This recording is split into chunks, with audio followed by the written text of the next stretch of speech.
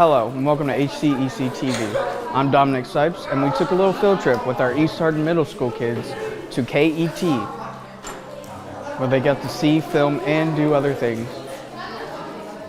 Are you ready to see the studio? Yeah! All right, I'm gonna have you line back up at this door and we're gonna go down the hall. So as we are walking through KET, there's tons of cool things to see, but we have to make sure we're being quiet for people working in offices, okay? There's people editing, there's people filming, there's people writing, all kinds of stuff, okay? So when we get to the studio, we can talk and we can chat about what's in there, but we gotta be quiet in the halls, okay? Can I get a head nod? Y'all feel me? Welcome to Studio A. So it's called Studio A because we have two studios. The other one's called Studio B, as you might have guessed. So this is our main studio. This is where the majority of our filming goes on. So we have a few different sets in here, as you can see. The one behind me is our biggest one. That's the one we use the most often. And then we have that one over there, and then the connection set in the back corner, which you guys already saw a little bit. The other stuff around is just kind of like supplemental extra things that they'll pull out if they need to do a one-off shooting. So this is the main set where we do news type programs. So we have different ones called Kentucky Edition, Kentucky Tonight, Comment on Kentucky. They are both live and pre-taped programs that kind of just cover things going on in the Commonwealth. They interview different people from across the state that are doing really cool things. Sometimes we have like forums in here where we'll have multiple people like kind of on a panel answering questions, talking about a certain topic. So this set is best for like group discussions. We'll have multiple people behind these sets. Over there, it's more of the type of thing like if it's just one person speaking into the camera. I don't know if you guys ever watched News Quiz, but when we do News Quiz recordings in Lexington, they're over there on that set. The connection set over there it's kind of like a one-on-one interview show. Renee Shaw is the host here at KET, and she just brings in different people who are doing cool things from across the state and ask them about what's going on. You guys noticed when you came into the studio, it's really quiet in here and there are no echoes. That is completely intentional. So this room was soundproofed whenever we built it. So some ways that we did that: 60,000 pounds of sand in the walls. So that is interrupting the sound waves, making sure that no crazy noises are bouncing around, as well as the curtains. We also have several feet of concrete above us to kind of block out the noise of the sky. We do have like helicopters and things that fly overhead a lot, and so when we're in the studio, we actually cannot hear anything that's going on outside, and the hope is that no one in the rest of the building can hear what's going on in here either. So if the world were ending outside right now, we wouldn't know it because we're, in here in this, for a tornado. Yes, this wonderful soundproof windowless room. So some other interesting things about the studio you may have noticed. What else did you notice when you came in here? Yeah. Over there looks like the Tonight Show. Yeah, it's kind of like that. So it's like a one-on-one interview with these like local celebrities instead of, the big celebrities, people who are doing good things in Kentucky, and they might have musicians over there sometimes, things like that. Yeah. All the things above us. Yes, so if you look up, you'll see our lighting system. Our lighting system here is on a grid. So what we're able to do when we need to adjust lighting, or if we want to put a filter over a light, change something, we don't have to get up on ladders to do that. We can use a pulley, and I don't know exactly where it is. They don't tell me where it is, but there's a pulley somewhere, and we can lower these grids down so that it comes down to our level and we can change things as needed and then raise them back up. A lot of groups, when they come in here, they ask is it a possibility that all of this could fall on us? No, it's not, because unless something really drastic and crazy happened, because as you see, like the wires that they're hanging on, they might look like just strings or ropes or something, but they're made of steel, and so they're super strong and they're not going anywhere. So super safe place to be for the most part. Everything in here is on wheels, so we can like scoot things around really easily if we need to. Let's talk about the cameras though. Just one of these cameras is $300,000, which is roughly the cost of a house in Lexington right now, unfortunately. So yeah, that's why I say don't touch anything, because I don't want to be on the line for that, and I don't think you do either. So here's how the camera kind of works. Back here is where the camera operator stands. They hold these handles and they are able to move it around. It's also on wheels, so they can scoot it wherever they need to go. Right now they are in the spots they are for a reason. They're gonna do a shoot in here later today of Kentucky Edition, and they like to have these like preset before they come in. So have you guys heard of a teleprompter? Yes. So yeah, when we are filming someone on air, we typically don't like expect them to just freestyle, like say whatever they want to say. We like them to kind of stick to a script. And so our producers will write that script ahead of time and program it into the teleprompter, and then it reads. So here's how it works. This is the screen right here, so it's flat. And as you can see, my hand is kind of reflected up here in this mirror. Behind the mirror is the camera lens. So when the screen shows the script, reflects it over the camera lens, and the person is able to read exactly what they need to say, and it looks like they're looking straight into the camera. So that's why you can't usually tell if they're reading, but if you do look closely at like a news host's eyeballs, like while you're watching the news, like they're moving just a little bit because they are reading something.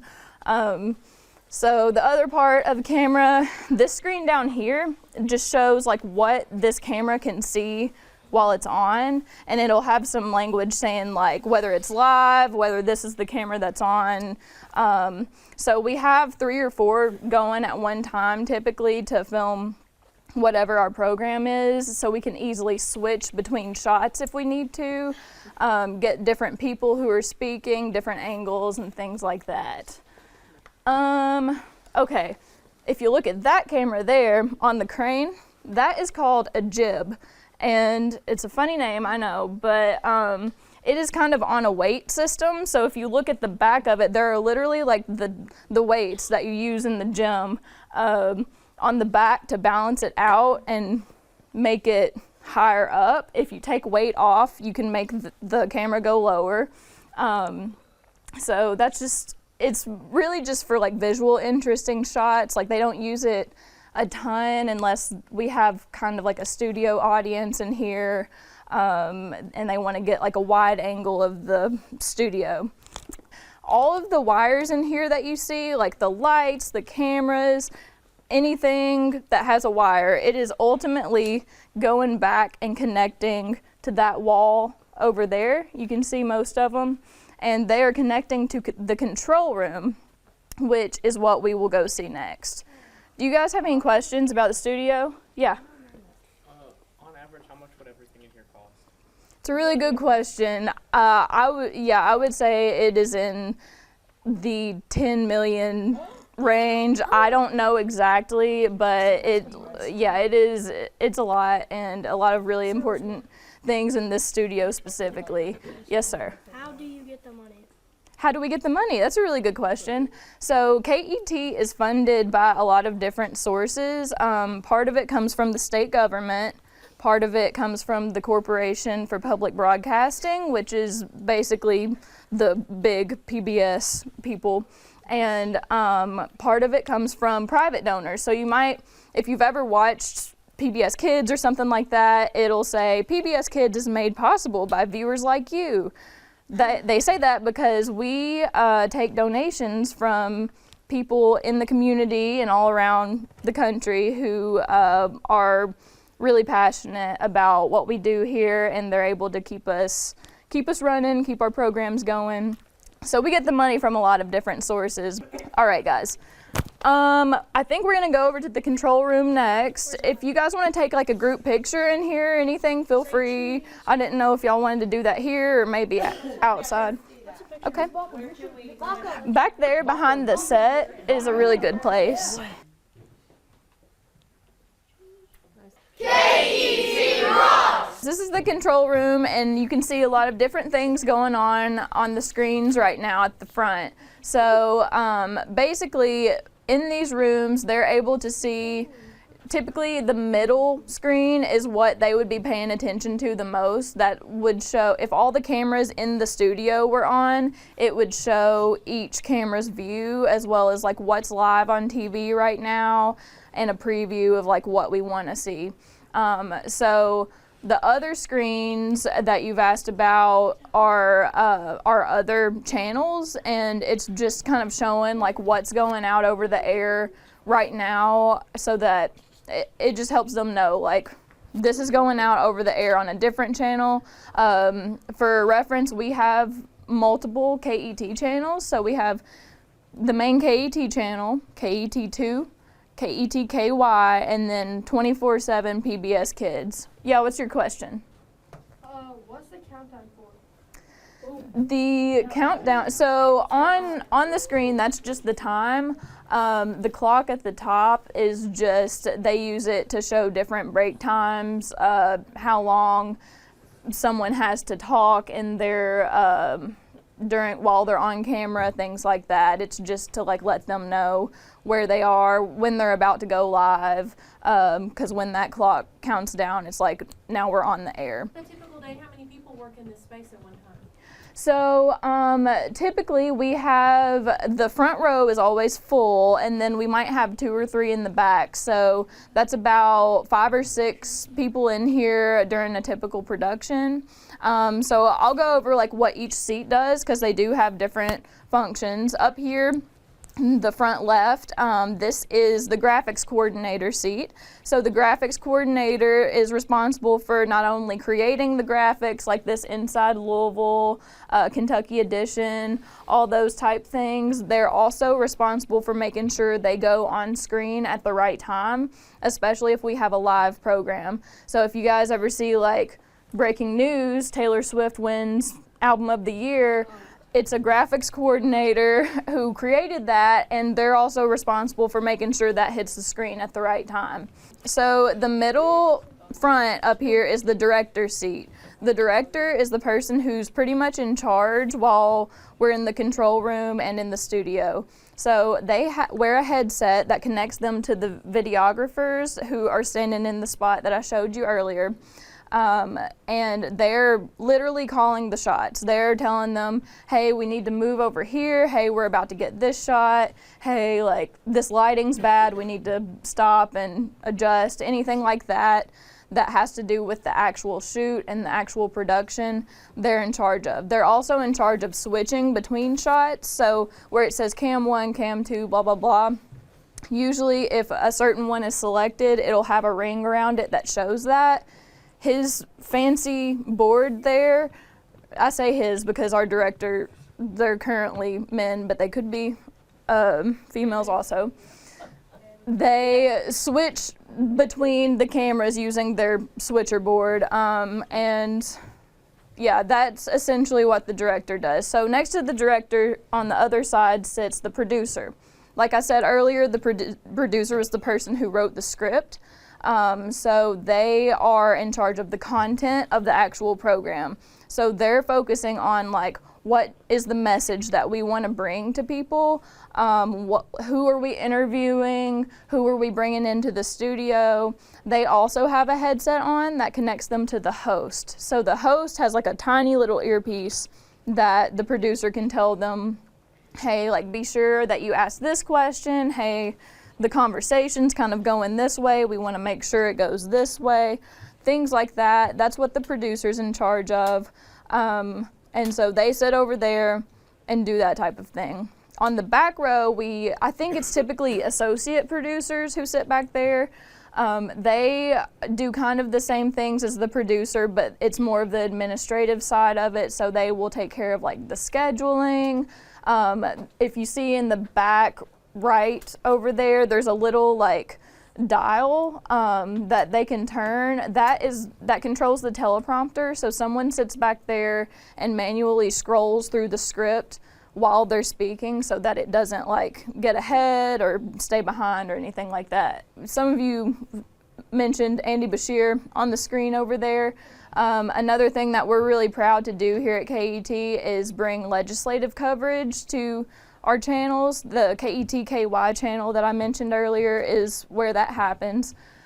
So when certain legislative government things are happening, we're able to broadcast that live. We're currently the only media station who is allowed in the legislative areas while it's going on to broadcast that to the nation or to the state. So that's a really cool thing we do too. The other thing about the control room I wanted to add is the audio room. It's right over there through the window. It's kind of sequestered away from everybody else for obvious reasons. They need to hear very closely what's going on. So like I said, all this stuff connects back over to the studio. So mostly they're listening for mics, making sure everyone's mics sound good. There's no weird background noise. Things like that. If we have music in the background, they're the people who are adjusting it and making sure it's not too loud or too soft. So yeah, that's what the audio booth is for.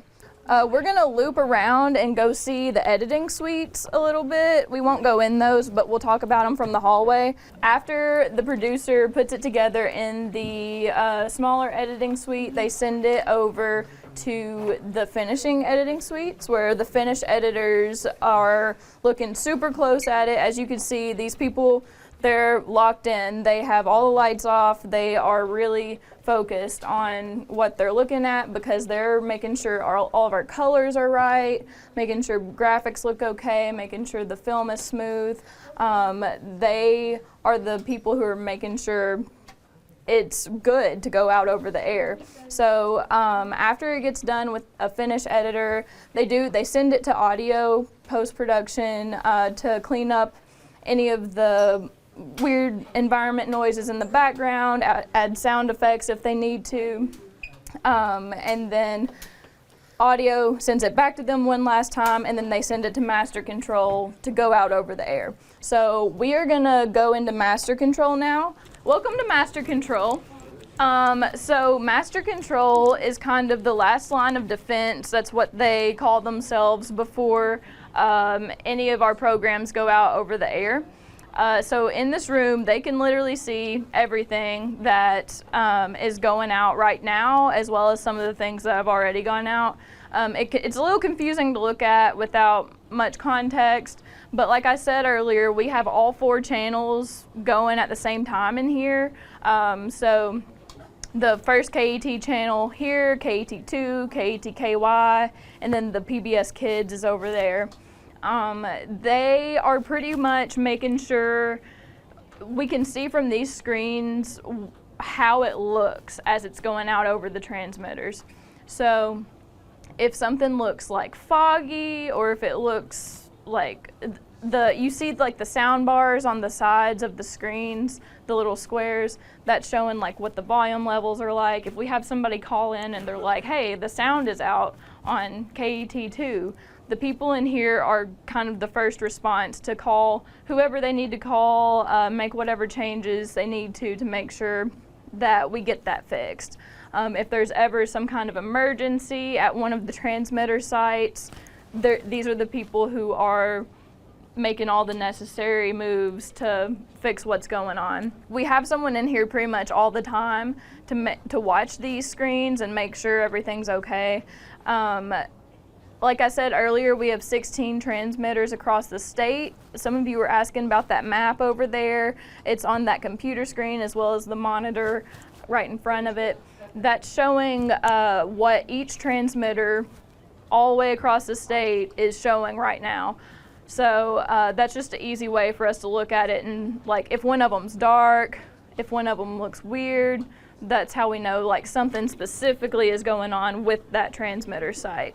A lot of what we show is it's programming that we have purchased or borrowed from other PBS stations. It's all PBS programming, but it isn't all KET production. So things like you mentioned Downton Abbey earlier, like we don't film Downton Abbey, we do not create Sesame Street.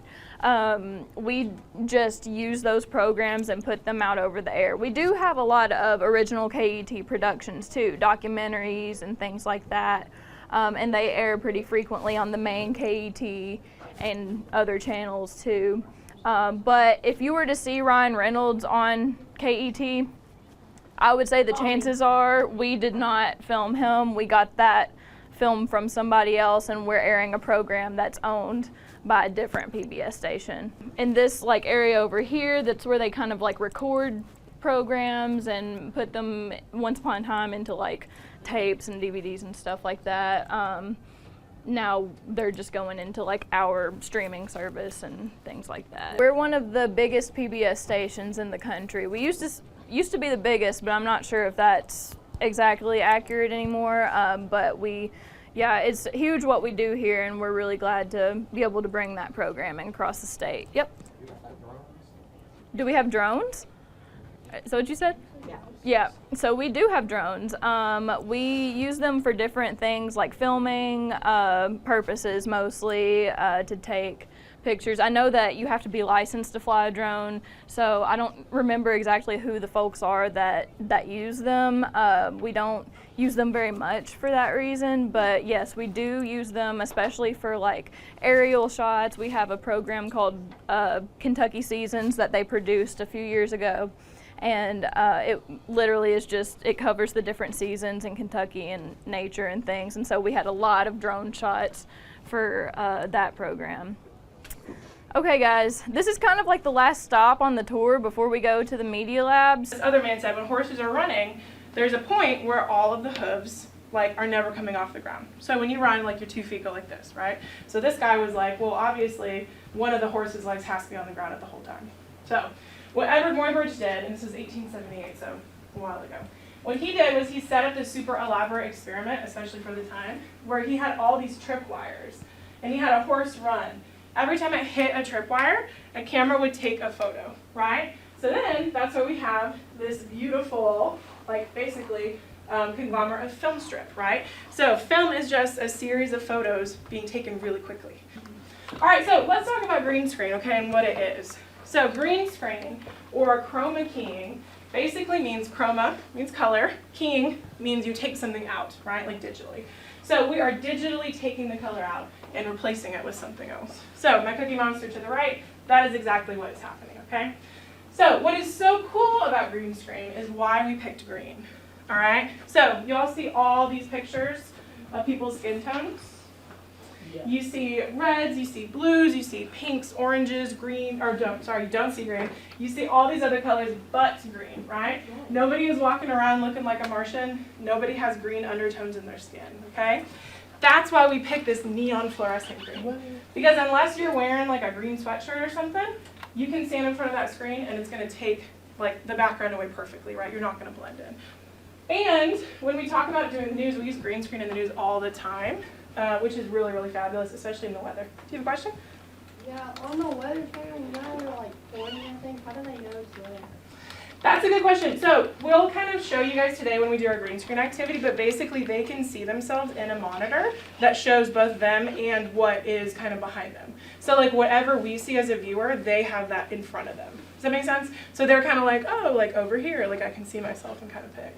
But it brings a good point of like, what did they do before we had green screen? This is what Weathercast used to be like, y'all. It was just a big old printed map. It was somebody writing either like weather or wind conditions and like temperatures just flat out, or we had like little like happy sun, frowny cloud, that kind of thing, right? So it also makes learning about the weather and just what's going to happen a lot more accessible with green screen too. All right, you guys ready to see the first use of green screen ever? Yes. All right, so this was 1940. So are you ready to be amazed? Yeah. Okay. Come with us on a ship of adventure to meet the Thief of Baghdad in that ancient land of mystery, romance, thrills, and excitement. Baghdad, city of magic. Baghdad, where breathtaking miracles leap before your eyes.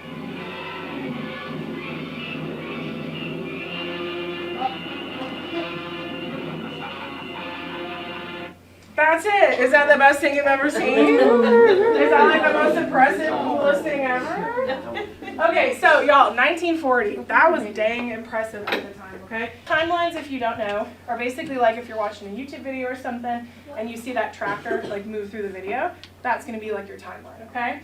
So I've got 3 layers. You're gonna make sure your video layer, so it says Elmo video, yours will just say camera, is on top of your background, okay? Think of it this way. If I'm making a awesome pepperoni pizza and I put the pepperonis on top of the cheese, I can still see those pepperonis, right?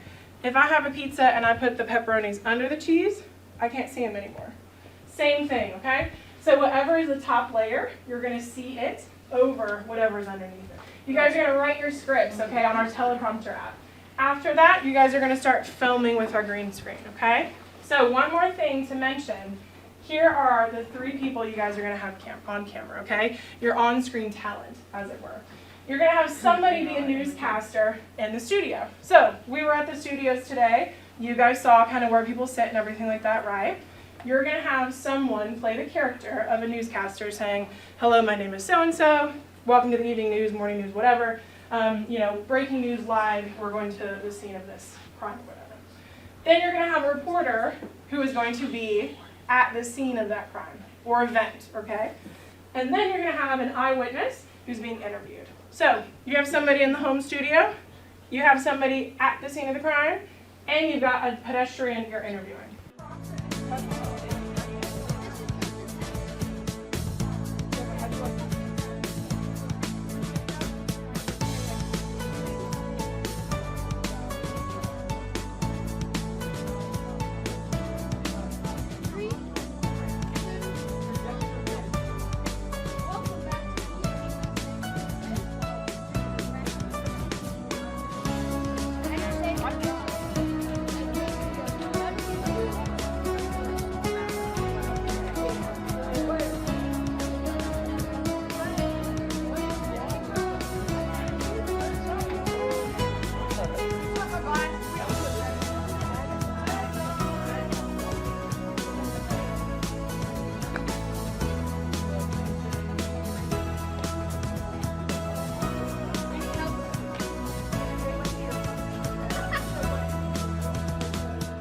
Reporting for HCEC-TV, my name is River Perry, and I'm here with the students of East Hardin Middle School at KET, one of the largest public broadcasting corporations in America. Hello, my name is Aiden Gonzalez, and I'm in 7th grade. The thing I enjoyed most was the editing and the production. That was the funnest, in my opinion. Hi, my name is Aiden Cypress. I'm in 7th grade. One thing I really enjoyed about the KET tour was definitely the studio, and honestly, one thing that I would just really like about it is just the amount of like cameras and stuff that there are, and the fact that they shoot like news crews and everything. It's just really neat. Alright, so my name is Owen Brodsky. I'm in 7th grade. I go to East Hardin Middle School, and my favorite thing here was the green screen, because like it taught me how to. It taught me how to like use a green screen, because I didn't know beforehand, and yeah, it was fun. Hi, my name is Miss Norris. We're from East Hardin. The thing I liked most about today was watching the kids in the media lab creating their own videos and their own teleprompts. My favorite thing about today is the control room, and my name is Braden from East Hardin. Hi, I'm Kelly Baucom at East Hardin Middle School, and the thing I enjoyed today about this tour of KET was for the students to see the studio and to get some experience with green screen editing.